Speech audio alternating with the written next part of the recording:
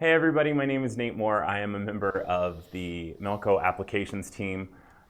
This morning I am going to be talking to you about multiple hoopings, and we've done a video or two in the past. I know we've done one on multiple hoopings. We did a pumpkin and some branches, and then some holly and pine needles kind of going out on a ribbon. We've done laser alignment separately. The files from all of the earlier video on multiple hoopings is available, as are the files for this one that we're going to be looking at today. And that's in the description. I may have thrown it in a comment as well, so if you want to go download those, you are more than welcome to get to the same files that I am working with, so you can pull them apart and see what I did. So why do we do this? What am I doing? I'm sewing bigger than I normally would or normally be able to with a hoop. I'm sewing, well, as I put down my tee, I'm sewing a giant 108-inch table runner. And there's just no way we could do that. So we did it in multiple hoopings. And how do I really start with that? Yeah. This has applique. A couple things to consider when you're doing stuff like this. If you're doing a ton of stitching on anything, think about the stability of it. So I am stitching on really silly things. I am stitching on burlap. I am stitching with tearaway backing. So I don't have a ton of stability. So if you'll notice, what I'm dealing with, and you can even see kind of through it, is I'm dealing with very light stitch densities. I'm trying to be as light as possible because I don't have a lot here to stitch to, and I don't want it to move too much. So let's look at how to kind of set this up. Get this out of the way.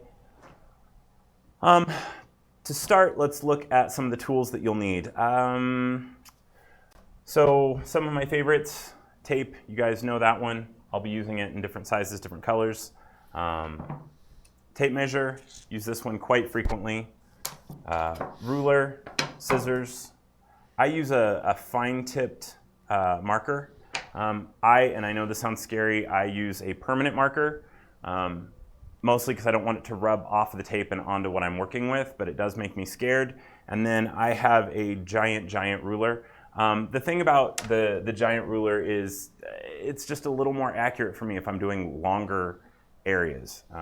So not necessary, but really, really handy, and sometimes you can get them on either a really good sale or check your local craft stores, and sometimes they have those lovely 40 or 50% off coupons, and just go grab a really long ruler. All right. I did, because, it's right in front of me, because I was feeling particularly lazy, I did go ahead and buy a burlap table runner. You could totally make your own and overlock the edge and whatever, but I was not that guy today. So had those ordered, brought them in, and then what I did was lay out a huge piece of tearaway, and then I taped all along the edge, and then one running down the middle. And the one down the middle is going to be my reference line. So don't move my tee off the table. So what I tend to do for this is, you can see it goes all the way down to the edge. I've got a middle mark here. I'm going to come around here, and I'm going to mark a middle mark. And I'll do a few of those every now and then. Another thing that's really handy, and I don't know if you guys have any of these or not, are some of these quilter's rulers that have this lovely grid on it and angles, and it makes right angles a lot easier to deal with. So those are kind of handy as well.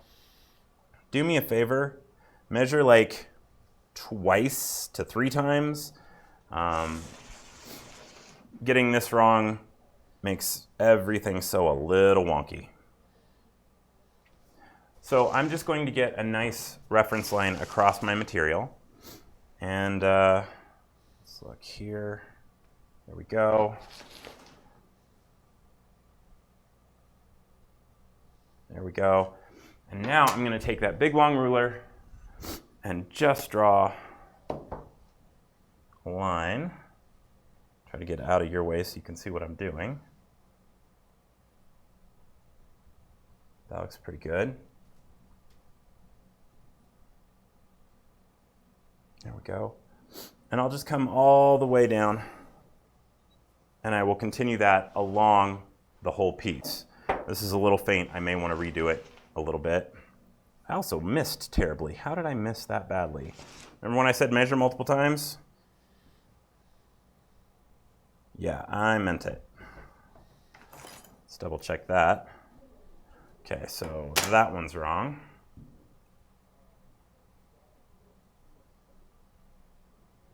At least you know I'm really doing it. And then I'm going to scratch out the one that I don't want. Come down.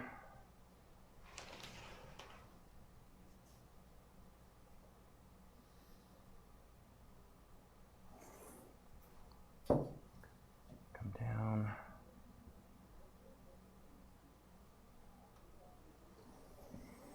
All right, so now I have a very fine, visible middle line all the way down. The other trick will be, at least for me, is to find the middle of this. And for me, the easiest way to do that is just fold it in half. Maybe. And Scott is here with me today. He will be... Hello, everyone. He will be letting me know if you guys have any questions on this. All right, so I just folded that, creased it. I'm just going to put a big mark right here. That's going to be a really good thing to know here in a minute. So let's, we've kind of got this laid out, but we don't actually have our design. So let's look at how to do that. I'm going to go into Design Shop real quick. And I'm going to move this computer closer to me because I super can't reach that far.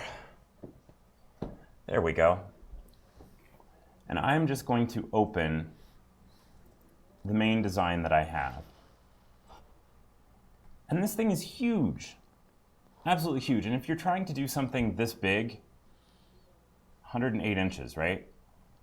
You may not have room in your work area. So if you right click on a blank area and you go to your project, you can change the width of your work area. And that makes things a little bit easier. The other thing, the view, what it allows you to do changes based on the size of hoop that you have. So I'm going to have the hoop selected that I'm going to be using, which is the 44 by 30 centimeter or the 17 and a quarter by 11 3/4 hoop, which is kind of your normal jacket back hoop a lot of times, I think. All right, so I have this design, I set it up. I digitized it, and now I need to figure out how to break it apart into multiple hoopings, and that's kind of the trickiest bit. One thing that I do sometimes that will help me out is if I know the hoop that I'm going to be using, and I think you've seen me do this before, but I will digitize, and you can use a walk stitch, you can use a vector line, just around that dotted line, that hoop limit, and then I will grab that shape, copy it, and then I will paste it into my design and see what can really fit. The other thing that I have going on in here is in the vector list, which I've locked so I don't accidentally select some of the stuff, is this piece right here, which you'll notice is 108 inches by 12 inches. That's the size of the table runner that I'm doing. So as I was designing and digitizing, I made sure that it was going to fit kind of like I thought it was. All right, let me lock that. Let me select what is my hoop limit. So first off, I've got which is totally gonna fit, and I'm gonna sew, for the most part, center out. Even on something this big, that tends to be helpful for me. So this will fit, great. And then I can do 3 of the next letters. Okay. And then as I slide over, this is going to be a little bit tight, but I think I can swing it. Okay, so this is going to be a little bit tight. I might almost touch here, I might almost touch here, and I might get a little close here. So I need to be really careful hooping this one. All right, so I know how I'm going to break at least this side up. Now I need to figure out what my placement is going to be. So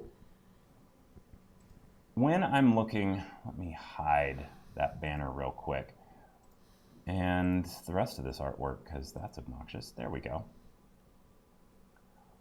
When I am looking at this, all of my laser alignment is going to be based on this horizontal red line on that origin. So there are features in our software and with our machines that allow you to use a vector line and change, okay, I want to connect this area with this area and change it, and that's all with a vector line. I don't tend to do that when I'm doing stuff like that. I'm going straight across. I'm doing multiple hoopings. If I'm just doing one and I'm trying to line things up like embroidery to print, that vector line tends to make a lot of sense to me. If I am doing embroidery to embroidery to embroidery to embroidery, I tend to like to go in a straight line. I like to have everything laid out, and I don't like to change as much.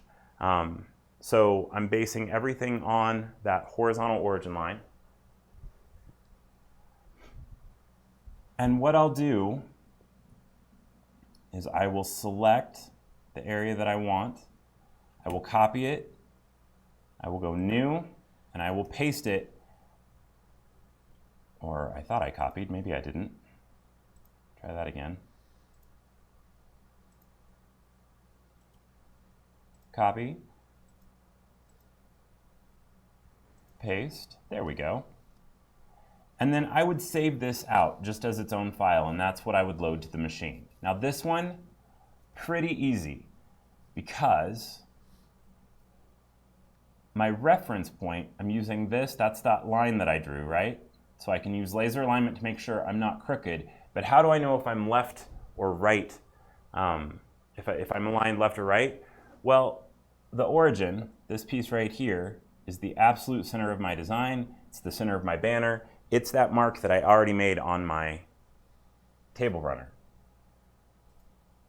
The next one's a little bit trickier. Sometimes I can move over and digitize a registration mark. Sometimes I cannot. So with this one, let me grab that hoop again. Let me move it back over. I could do it one direction, but I couldn't do it the other. Like I could fit one side or the other in a hooping to give myself a little registration mark, but not both. So what I did instead was figure out a shape. I'm just going to grab a vector. Again, you could use a walk to do this. It doesn't really matter. And I created just a little square or a rectangle. And I centered it up on this line.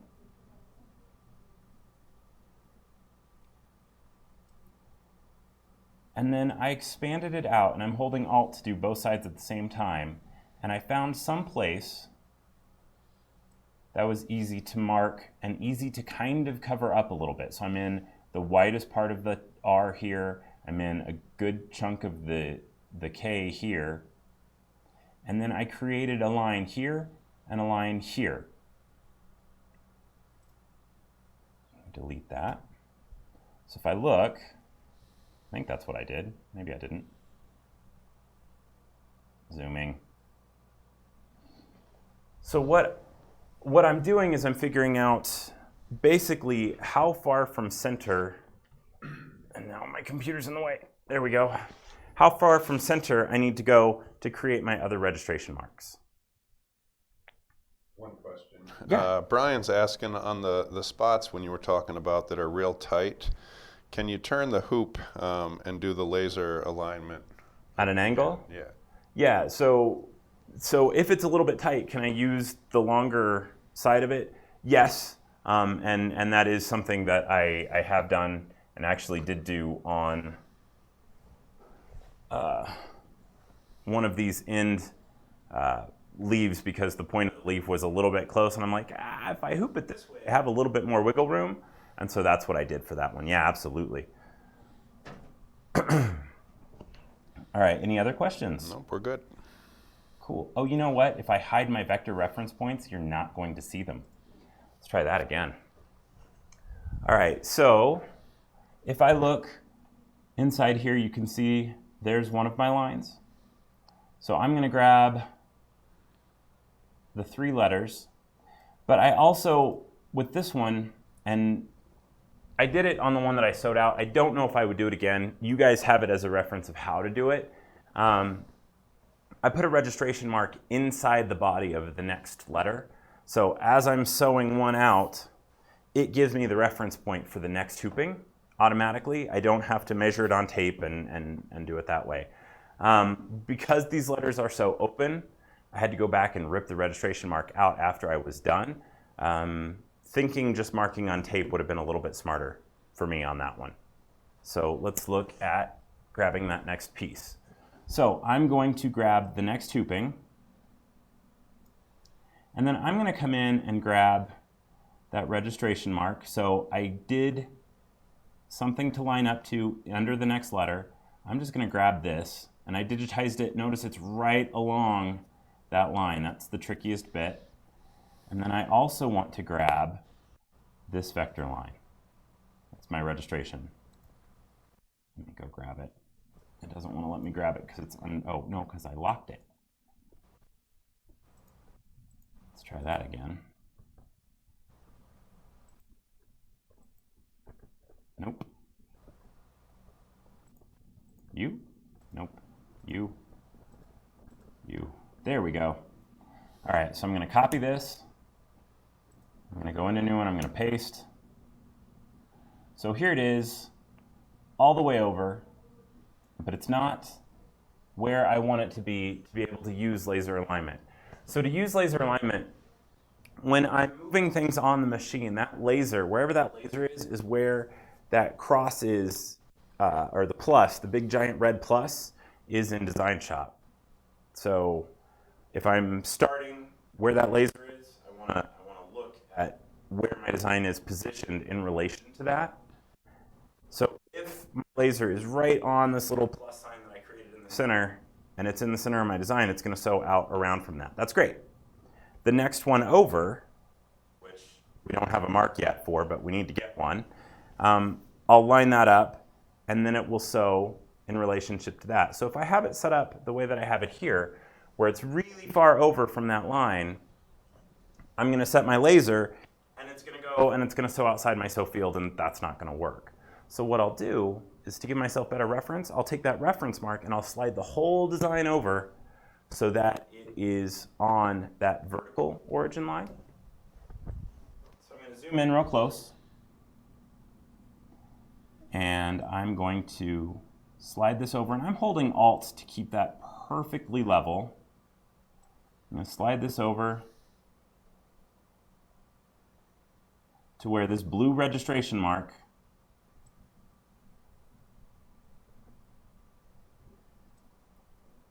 is right on that origin line. There we go. I think somehow in doing all of this, I reordered a few things, so yep.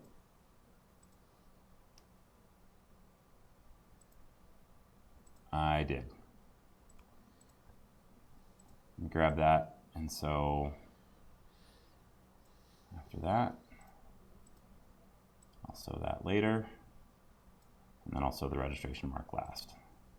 Not sure what I did to do that, but that's what I get for not paying attention. All right, so I have this all set up. I'm right on that registration mark. I would save this out as my second hooping. So let's go back to that main one. So I thought I was being exceptionally brilliant, and I marked out my registration mark for this one as well. And the thing that I did, which is something that is kind of a save me from myself kind of thing is I made them the same distance. Remember when I made that rectangle and moved it outside from the middle so that it was the same distance either way?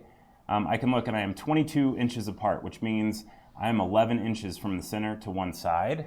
So on my fabric, I just have to go 11 inches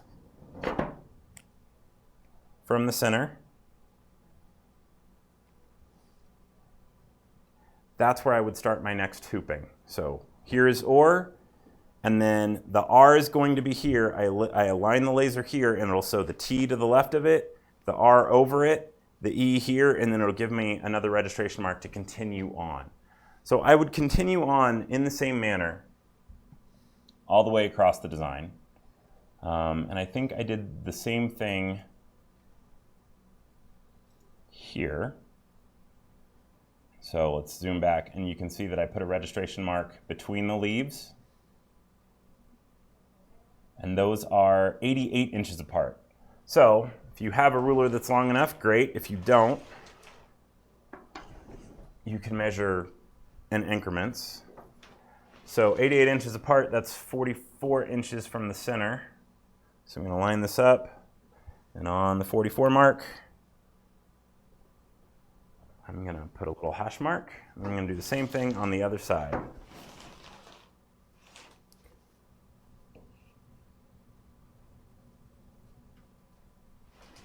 This is so long.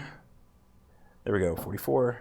So we'll go 11 to one side, 44. So now my banner is all ready to go. I can hoop it up and start sewing. And then I will load, and this is a little bit the tricky bit, remember which piece of the design you want to sew, and sew it from that way. Let me get you back to here so you can see. With these last two, I gave you guys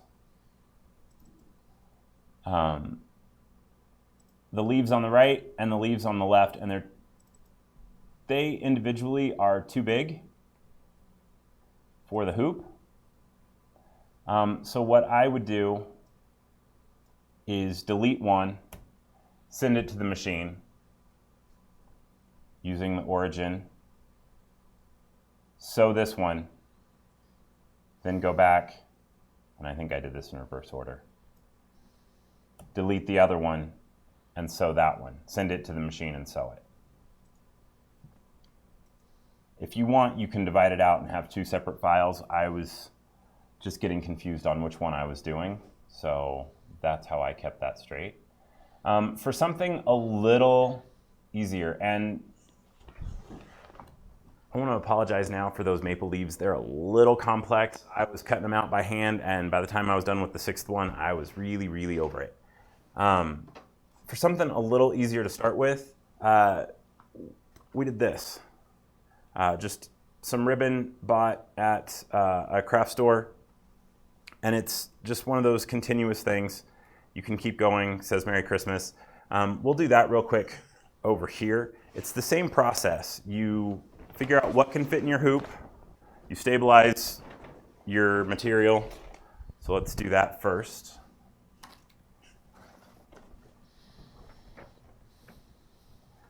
Gonna get my fabric out here, fabric, ribbon, whatever. And this is wire edged ribbon, so it's it can be a little bouncy. It's kind of cool. It's almost like a flannel.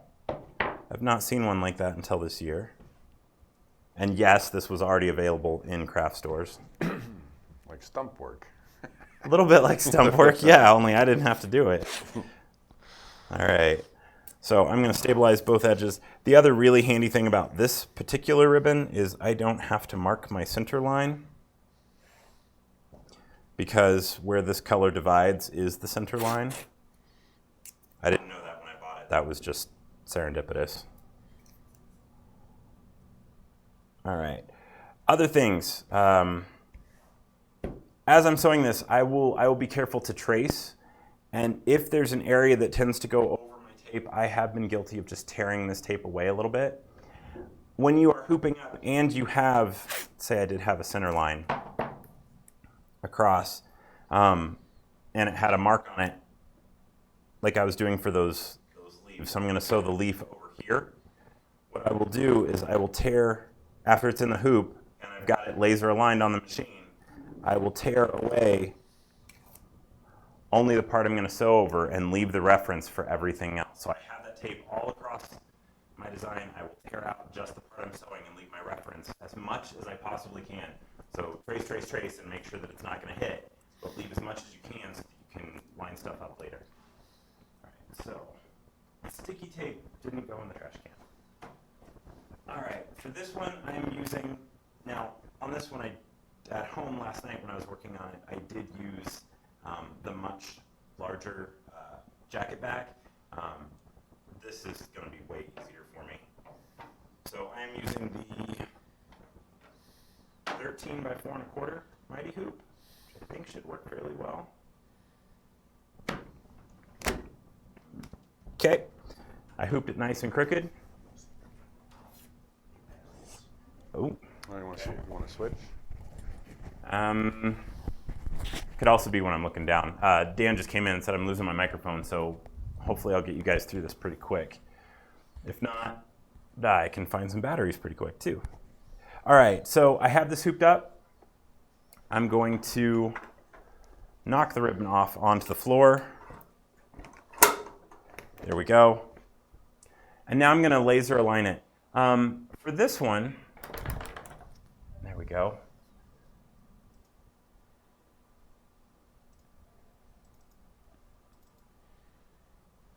I did the same thing. I had the whole design, and then I gave myself registration marks right along, let me hide this so you can see it, right along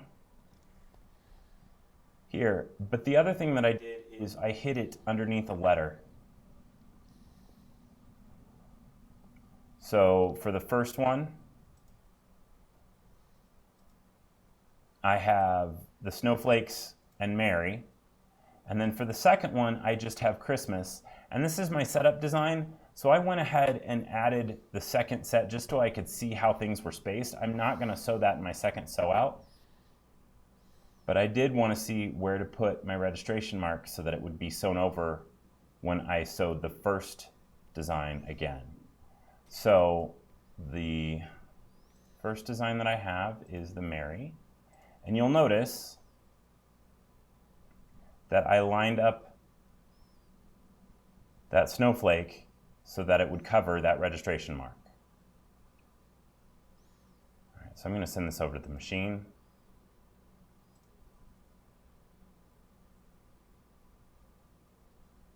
There we go. It's completely outside of the hoop limit right now. That's okay. We're going to move that. And set my color to make sure that it's the right one. Perfect.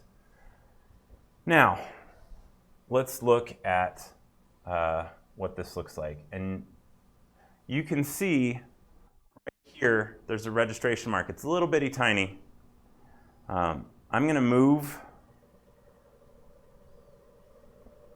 my machine so that I go over that line. And I'll say laser left.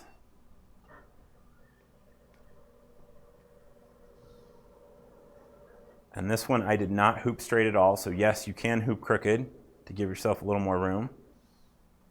Go to the other side where that line is. You can see that laser's right where those colors change.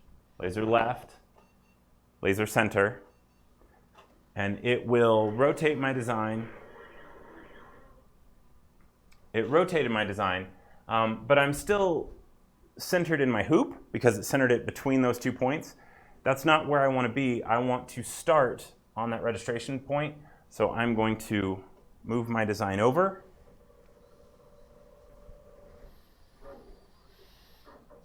Line that up. I think that's fairly well lined up. Trace it real quick. It looks a little close to the tape, but I think I'm going to get away with it. And now I'm just going to sew and step away from the machine so it's not quite so loud for you guys.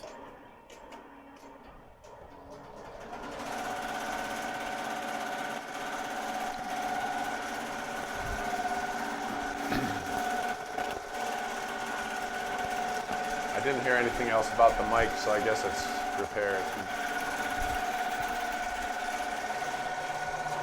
So right now I am sewing at 1,000 stitches a minute. If you look on screen, you can see it's a little bit tilted. Let me zoom in here. Has the registration mark for the C, so I could line up my next design.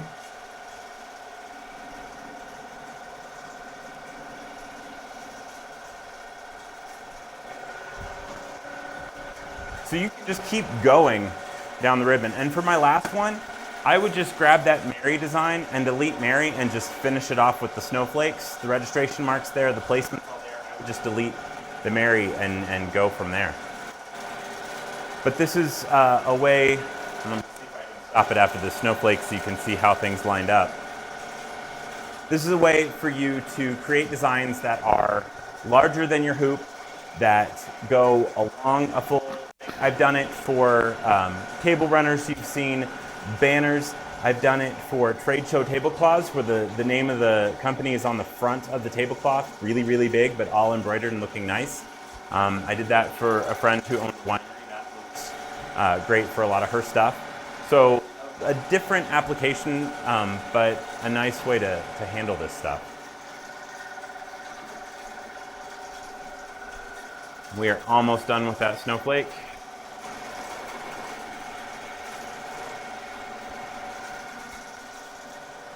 And what I like about this is you've heard me say multiple times, you know, sometimes embroidery is not perfect, but you can definitely hide the fact that it's not. Same thing here. So I'm going to stop it real quick. The hooping was not perfect. It was completely crooked, but we aligned it so that it sews with that, and we're covering up that registration mark really, really nicely. Let me see if I can give you a better view of that. Nope. There we go. So you can't even see the registration mark sits underneath that snowflake. But you can continue along the whole length of this, and it could just keep going. One question, what's the fastest we should be sewing with the EMT16 Plus? Can the thread only handle a certain speed even though the machine will go faster? So, the question, you know, how fast should I be sewing? I would say sew as fast as you can without having issues. That's not a super precise answer because it's going to depend on, am I using metallic thread? I may need to slow down for that. Am I using really thin thread? May need to slow down for that. Burlap, honestly, a little bit abrasive. I may need to slow down for that. I may need to use a bigger needle for that. So it definitely depends on the materials that you're running. But I tend to run as fast as I can without having issues. Honestly, I run 1,000 to 1,200 pretty much all the time. It's rare that I go up to 1,500, but what I do tends to be a little persnickety. And so for the tighter registration, the thinner threads, the specialty stuff that I deal with, I don't tend to go at those higher speeds. If I was doing tote bags and very standard kind of stuff, I could probably go a bit faster. Other thoughts, other questions? No, that's good. Awesome. So I encourage you guys to grab these files, play with them yourselves. And again, I apologize for that maple leaf. I was definitely focused on the artwork and not so much on production because it does take a while to cut out. But take a look at them. You've got 4 or 5 possible projects that you can do with this. There's a PDF that walks through what we talked about here and with pictures. But take a look at it, play with it, and definitely go sew something fun. Thank you so much.